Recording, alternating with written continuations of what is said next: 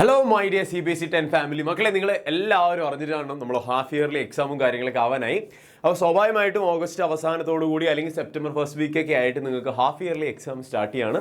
Unit ടെസ്റ്റും കാര്യങ്ങളൊക്കെ start ചെയ്യാൻ പോകണം. അപ്പോൾ എല്ലാവരും വിചാരിക്കുന്ന ഒരു കാര്യമുണ്ട്, സാർ എങ്ങനെയാണ് സാർ ഹാഫ് ഇയർലി എക്സാം, നമുക്ക് എല്ലാ കാര്യവും പഠിക്കാനൊക്കെ ഉണ്ടാവുമോ, അല്ലെങ്കിൽ കുറച്ച് കാര്യങ്ങൾ മാത്രമേ പഠിക്കാനുണ്ടാവുള്ളൂ, ഫൈനൽ എക്സാം ആകുമ്പോഴത്തേക്ക് പബ്ലിക് എക്സാം ആകുമ്പോഴത്തേക്ക് എന്നെ കൊണ്ട് പറ്റുമോ എന്നൊക്കെ കുറേ പേർക്ക് കൺഫ്യൂഷൻ ഉണ്ടെങ്കിൽ ഈ വീഡിയോ എൻ്റെ മക്കൾക്ക് വേണ്ടിയിട്ടുള്ളതാണ്. അപ്പോൾ എല്ലാവരും എന്ത് ചെയ്യുക, ശ്രദ്ധിച്ചിരിക്കുക. അപ്പോൾ ഹാഫ് ഇയർലി എക്സാമിലേക്ക് വരുമ്പോൾ നോർമലി എല്ലാവരുടെയും സിലബസ് ഡിഫറൻ്റ് ആയിരിക്കും. ചിലപ്പോൾ ചില സ്കൂളുകളിൽ ഡിഫറൻ്റ് ആയിട്ടുള്ള യൂണിറ്റും കാര്യങ്ങളൊക്കെ ഉണ്ടാവുക. പക്ഷേ ഹരിസാറിന് പേഴ്സണലി തോന്നുന്ന കുറച്ച് ചാപ്റ്റേഴ്സിൻ്റെ പേര്, ഏതൊക്കെ ചാപ്റ്റേഴ്സിന് നിങ്ങൾ കൂടുതൽ വെയിറ്റേജ് കൊടുക്കേണ്ടത്, ഏതൊക്കെ ചാപ്റ്റേഴ്സിനാണ് നിങ്ങൾ കൂടുതൽ നോക്കി പോകേണ്ടത് എന്നുള്ള കാര്യം ഈ വീഡിയോയിൽ സാർ പറഞ്ഞു തരുന്നതായിരിക്കും. ഒപ്പം തന്നെ നിങ്ങൾക്ക് എങ്ങനെ പഠിച്ചാൽ കുറച്ചും കൂടെ ഇമ്പ്രൂവ് ചെയ്യാം എന്നുള്ളൊരു ചെറിയൊരു ടിപ്പും കൂടെ ലാസ്റ്റ് സാർ തരുന്നതായിരിക്കും. ഓക്കെ, അപ്പോൾ ഇത്രയേ ഉള്ളൂ. വളരെ സിമ്പിളായിട്ടുള്ള കാര്യമാണ്. ഹാഫ് ഇയർലിയിൽ സോഷ്യൽ സയൻസിന് എങ്ങനെയാണ് എന്നുള്ള കാര്യം സാർ നിങ്ങൾക്ക് വേണ്ടിയിട്ട് ഇവിടെ വളരെ സിമ്പിളായിട്ട് പറഞ്ഞു തരാം. ഇവിടെ നിങ്ങൾ അറിയേണ്ട കാര്യം വെച്ചിട്ടുണ്ടെങ്കിൽ 80 മാർക്കിന്റെ എക്സാം തന്നെയാണ് ഹാഫ് ഇയർലി എക്സാം എന്ന് പറയുന്നത്. അപ്പോൾ നിങ്ങൾ വിചാരിക്കും പബ്ലിക് എക്സാം 80 മാർക്ക്, ഇത് 80 മാർക്കാണല്ലോ സാർ, ഇവിടെ വളരെ കുറച്ച് ചാപ്റ്റേഴ്സ് അല്ലേ ഉള്ളൂ, പക്ഷേ ഇവിടെ 80 മാർക്ക് ഉണ്ടോ? യെസ് ഉണ്ട്.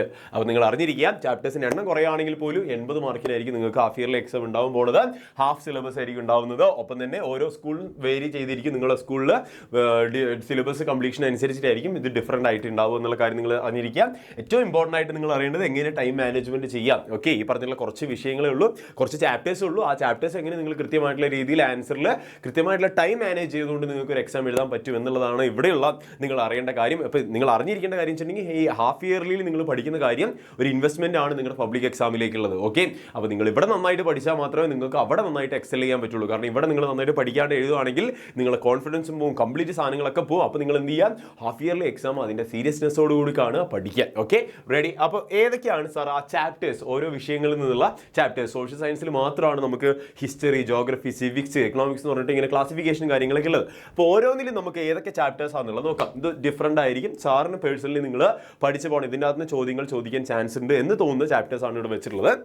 അതിൽ ഹിസ്റ്ററിയിലെ ഫസ്റ്റ് ചാപ്റ്റേഴ്സ് ഉണ്ട്. ഓക്കെ, ആ പറഞ്ഞിട്ടുള്ള ഫസ്റ്റ് 2 ചാപ്റ്റേഴ്സിൽ റൈസ് ഓഫ് നാഷണലിസം ഇൻ യൂറോപ്പും നാഷണലിസം ഇൻ ഇന്ത്യ എന്ന് പറഞ്ഞിട്ടുള്ള ഒരു രണ്ട് ചാപ്റ്ററുകളാണ് നിങ്ങൾ നന്നായിട്ട് നോക്കി പോകേണ്ടത്.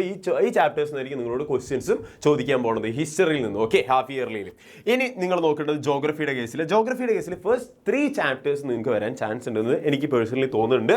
അപ്പോൾ നിങ്ങൾ അറിഞ്ഞിരിക്കുക അത് ഏതൊക്കെയാണ്. First 3 chapters resource and development, അതേപോലെ തന്നെ forest and wild life resource ഉണ്ട്, വാട്ടർ റിസോഴ്സ് ഉണ്ട്. ഇതിൽ നിങ്ങൾ ഇമ്പോർട്ടൻ്റ് ആയിട്ട് നോക്കേണ്ട ഒരു ഒറ്റ കാര്യമുണ്ട് മക്കളെ, ഈ പറഞ്ഞിട്ടുള്ള രണ്ടാമത്തെ ചാപ്റ്ററിൽ നിന്ന് നിങ്ങൾക്ക് മാപ്പ് വർക്ക് ചോദിക്കില്ല. ഓക്കെ, മാപ്പ് വർക്ക് ചോദിക്കില്ല എന്നുള്ള കാര്യം ജസ്റ്റ് നിങ്ങൾ അറിഞ്ഞിരിക്കുക. അങ്ങനെയാണെങ്കിൽ സാർ ഏതിൽ നിന്നായിരിക്കും മാപ്പ് ചോദിക്കാൻ ചാൻസ് ഉള്ളത്? ഒബ്വിയസ്ലി വാട്ടർ റിസോഴ്സിൽ നിന്ന് നിങ്ങൾക്ക് ഡാംസിനെ പറ്റി ചോദിക്കാൻ ചാൻസ് ഉണ്ട്, എവിടേക്കാണ് ഡാം സിറ്റുവേറ്റഡ് ആയിട്ടുള്ള കാര്യങ്ങളൊക്കെ ചോദിക്കാൻ ചാൻസ് ഉണ്ട്.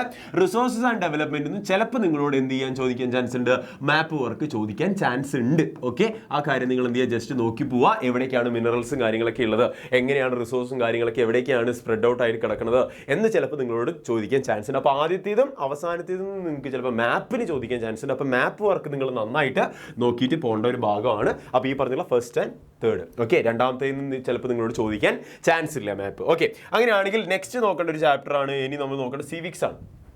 ചാപ്റ്റർ അറിഞ്ഞിട്ടുണ്ടെങ്കിൽ സിവിക്സിലെ ചാപ്റ്ററാണ് നിങ്ങൾ അറിയേണ്ടത്. ആദ്യം നിങ്ങൾ നോക്കിയ ഫസ്റ്റ് 3 ചാപ്റ്റേഴ്സ് ആണ് സിവിക്സിൽ നിങ്ങൾ അറിയേണ്ടത്.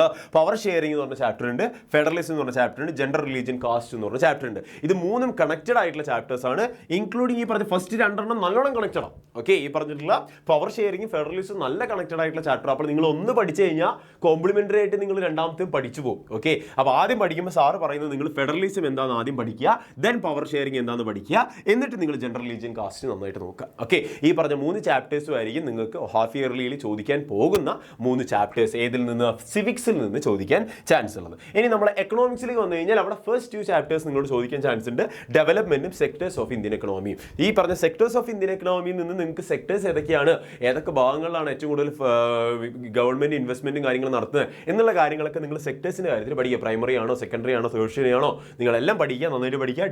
ഡെവലപ്മെന്റ് കേസിൽ നിങ്ങൾ എന്ത് ചെയ്യുക, നന്നായിട്ട് നോക്കിയിട്ട് പോകുക. ഈ 2 ചാപ്റ്റേഴ്സ് ആയിരിക്കും ഏറ്റവും ഏറ്റവും കൂടുതൽ എക്കണോമിക്സ് നിന്ന് ചോദ്യങ്ങൾ ചോദിക്കാൻ പോകുന്നത് ഹാഫ് ഇയർലി എക്സാമിന് നിങ്ങൾക്ക് വേണ്ടിയിട്ട്. ഓക്കെ, അപ്പോൾ എല്ലാവരും നന്നായിട്ട് പഠിക്കുക, അടിപൊളിയാക്കുക. എൻ്റെ മക്കളോട് ഇത്രയും സാറിന് പറയാനുള്ളൂ. നിങ്ങൾ നല്ല ഓരോന്ന് പഠിക്കുമ്പോൾ ചില ടിപ്സ് നിങ്ങളൊന്ന് ഓർത്ത് വെക്കാം. ഓക്കെ, സാറിന് പേഴ്സണലി തോന്നിയിട്ടുള്ള കുറച്ച് കാര്യങ്ങൾ ഇവിടെ എഴുതി വെച്ചിട്ടുണ്ട്. Understand the concept. നിങ്ങൾ ഒരു സാധനം വെറുതെ വായിച്ച് ഇങ്ങനെ പോവാതെ അതെന്താണെന്ന് മനസ്സിലാക്കി അണ്ടർസ്റ്റാൻഡബിൾ ആയിട്ടുള്ള നിങ്ങളൊരു സാധനം മനസ്സിലാക്കി കോൺസെപ്റ്റ് എന്താണെന്ന് പറഞ്ഞ് പഠിക്കുക. ജസ്റ്റ് നിങ്ങൾ ക്രാം ചെയ്ത് പോവാതിരിക്കുകയായിരിക്കും ഏറ്റവും ബെറ്റർ എന്നാണ് സാറിന് പേഴ്സണലി ഫീൽ ചെയ്യുന്നത്. അപ്പോൾ നിങ്ങൾ എന്ത് ചെയ്യുക, ജസ്റ്റ് കോൺസെപ്റ്റ് എന്താണെന്ന് അറിഞ്ഞിരുന്നിട്ട് അത് നന്നായിട്ട് പഠിക്കുക. അതിനെപ്പറ്റിയുള്ള എല്ലാ വിവരങ്ങളും നിങ്ങൾ അറിഞ്ഞിരിക്കുക. രണ്ടാമത്തെ സ്മാർട്ട് നോട്ട്സ്. നിങ്ങളൊരു കോൺസെപ്റ്റ് പഠിച്ചു കഴിഞ്ഞാൽ ആ നോട്ട്സ് കൃത്യമായിട്ട് നിങ്ങൾ അതിനെപ്പറ്റിയുള്ള ഒരു നോട്ട്സ് ക്രിയേറ്റ് ചെയ്തെടുക്കുക. ആ നോട്ട്സ് ക്രിയേറ്റ് ചെയ്യുമ്പോൾ എല്ലാം പഠിച്ച കാര്യങ്ങൾ മൊത്തം എഴുതി വെക്കണമെന്നല്ല, പോയിന്റ് ആക്കിയിട്ട് പ്രധാനപ്പെട്ട ഹെഡിങ്സ് ആയിക്കോട്ടെ, പ്രധാനപ്പെട്ട പോയിന്റ് ആയിക്കോട്ടെ, അതിനെ ഹൈലൈറ്റ് ചെയ്തുകൊണ്ടുള്ള ഒരു സ്മാർട്ട് നോട്ട് നിങ്ങൾ പ്രിപ്പയർ ചെയ്യാം. ദെൻ നിങ്ങൾ അറിയേണ്ടത് റീഡ്, റീകോൾ, റിവൈസ് എന്ന് പറഞ്ഞാൽ നിങ്ങൾ എപ്പം കേട്ടിട്ടുള്ള 3 Rs എന്ന് പറഞ്ഞ സാധനം അല്ലേ, ഈ പറഞ്ഞിട്ടുള്ള നിങ്ങൾ വായിക്കുക, വീണ്ടും അതിൻ്റെ റീകോൾ ചെയ്യുക, വായിക്കുക, അത്രേ ഉള്ളൂ, വേറെ ഒന്നും ചെയ്യാനില്ല. അപ്പോൾ നിങ്ങൾ ഇത്രയും കാര്യങ്ങൾ മനസ്സിലാക്കിയാൽ മതി. വായിക്കുക, വീണ്ടും വായിക്കുക, മാത്രമേ നിങ്ങൾക്ക് ഒരു സാധനം മനസ്സിലാക്കാനുള്ള ഒരു സംഭവത്തിലേക്ക്, സോഷ്യലിൻ്റെ കേസിലേക്ക് പോകുള്ളൂ. ഓക്കെ, ഒരു സാധനം നിങ്ങൾ 10 വട്ടം വായിച്ചാലേ ആ സാധനം നിങ്ങൾ ഉള്ളിൽ കയറുള്ളൂ. അത് നിർബന്ധമായിട്ടില്ല. 2 വട്ടം വായിച്ചാൽ തന്നെ നിങ്ങൾ മറന്നു കുറച്ച് കഴിയുമ്പോൾ. അപ്പോൾ നിങ്ങൾ എന്ത് ചെയ്യുക, വീണ്ടും നിങ്ങളത് വായിച്ചുകൊണ്ടിരിക്കുക എന്നുള്ളതാണ് അടുത്തൊരു ടിപ്പായിട്ട് സാറിന് പറയാനുള്ളത്. കംപ്ലീറ്റ് മാപ്പ് വർക്ക് ഒരു കാരണവശാലും നിങ്ങൾക്ക് ഒരു മാർക്ക് പോലും മിസ്സാകാൻ പാടില്ല. അപ്പം കംപ്ലീറ്റ് ആയിട്ടുള്ള മാപ്പ് വർക്ക് ഈ പറഞ്ഞ ജോഗ്രഫീൻ്റെ ഭാഗത്തു നിന്നായിക്കോട്ടെ, ഈ പറഞ്ഞിട്ടുള്ള ഹിസ്റ്ററിൻ്റെ ഭാഗത്തും ചിലപ്പോൾ ചോദിക്കാം. അത് പബ്ലിക് എക്സാമിന് ചോദിച്ച് കണ്ടിട്ടുള്ളൂ, ഹാഫ് ഇയർലി എക്സാമിന് ചോദിച്ച് കണ്ടിട്ടില്ല. അപ്പോൾ നിങ്ങൾ എന്ത് ചെയ്യുക, ജോഗ്രഫി നന്നായിട്ട് പഠിച്ചു പോവുക മാപ്പ് വർക്കിൻ്റെ കേസിൽ. ദെൻ നമ്മൾ നോക്കേണ്ടത് ആൻസർ റൈറ്റിംഗ്. ഇപ്പോഴും നിങ്ങൾ ആൻസർ റൈറ്റിംഗ് എന്ന് പറഞ്ഞ പരിപാടി സ്റ്റാർട്ട് ചെയ്തില്ലെങ്കിൽ ഈ മൊമെൻ്റ് തൊട്ട് നിങ്ങൾ സ്റ്റാർട്ട് ചെയ്തോ, നിങ്ങൾക്കത് വളരെ ഉപകാരപ്പെടും. ഒരു ചോദ്യം എടുക്കുക, അത് പ്രീവിയസ് ഇയർ ആയിക്കോട്ടെ, എവിടെ നിന്നാണോ നിങ്ങൾക്ക് കിട്ടുന്ന ആ ചോദ്യം എടുക്കുക, നിങ്ങൾ സ്വന്തമായിട്ടൊന്ന് അറ്റംപ്റ്റ് ചെയ്ത് നോക്കുക. എന്നിട്ട് നിങ്ങൾക്ക് എന്ത് ചെയ്യാൻ പറ്റുന്നുണ്ടോ, ആൻസർ എഴുതാൻ പറ്റുന്നുണ്ടോ എന്ന് സ്വയം ഒന്ന് എന്ത് ചെയ്യാം, ഒന്ന് ഇവാലുവേറ്റ് ചെയ്യുക. ഓക്കെ, അപ്പോൾ ആ ഒരു കാര്യം വളരെ ഇമ്പോർട്ടൻ്റ് ആയിട്ടുള്ള കാര്യമാണ് ആൻസർ റൈറ്റിംഗ് എന്ന് പറഞ്ഞ സാധനം. ഓക്കെ, എൻ്റെ മക്കൾ എന്ത് ചെയ്യുക, നന്നായിട്ട് പഠിക്കുക. അപ്പോൾ അത്രേ ഉള്ളൂ. ഹാഫ് ഇയർലി എക്സാമിനെ കുറിച്ച് ജസ്റ്റ് ഒന്ന് സാറ് പറഞ്ഞതേ. അപ്പോൾ ഇനി ഓഗസ്റ്റ് ലാസ്റ്റ് അല്ലെങ്കിൽ സെപ്റ്റംബർ 1 ഒക്കെ ആകുമ്പോഴത്തേക്ക് നടക്കുന്ന എക്സാംസ് ആണ്. അപ്പോൾ എല്ലാവരും എന്ത് ചെയ്യുക, അടിപൊളിയായിട്ട് പഠിക്കുക. നമ്മുടെ ബാച്ചിലേക്ക് ജോയിൻ ചെയ്യാൻ താല്പര്യമുള്ളവരൊക്കെ ബാച്ചിൽ ജോയിൻ ചെയ്യുക, അടിപൊളിയാക്കുക. നമ്മുടെ ലക്ഷ്യ ബാച്ചിൽ ജോയിൻ ചെയ്താൽ നിങ്ങൾക്ക് ഈ പറഞ്ഞിട്ടുള്ള എല്ലാ കാര്യങ്ങളും വളരെ സിംപ്ലിഫൈഡ് ആയിട്ടുള്ള വേർഷൻസ് ആയിട്ട് നിങ്ങൾക്ക് കിട്ടുന്നതായിരിക്കും. അപ്പോൾ ജോയിൻ ചെയ്യാൻ താല്പര്യമുള്ളവരൊക്കെ എന്ത് ചെയ്യുക, CBSE ബാച്ച്, ലക്ഷ്യ ബാച്ചിലേക്ക് ജോയിൻ ചെയ്യുക, അടിപൊളിയാക്കുക. അപ്പോൾ അത്രയും പറഞ്ഞുകൊണ്ട് സാറ് പോവാണ്. അപ്പോൾ നന്നായിട്ട് പഠിക്കുക, അടിപൊളിയാക്കുക. നമുക്ക് ഹാഫ് ഇയർലി എക്സാമിന് നല്ല മാർക്ക് മേടിക്കണം SSTൻ്റെ കേസിൽ. ഓക്കെ, റെഡി, സെറ്റാണ്. അപ്പോൾ നന്നായിട്ട് പഠിക്കുക. Happy learning. നമുക്ക് ഇനിയും കാണാം.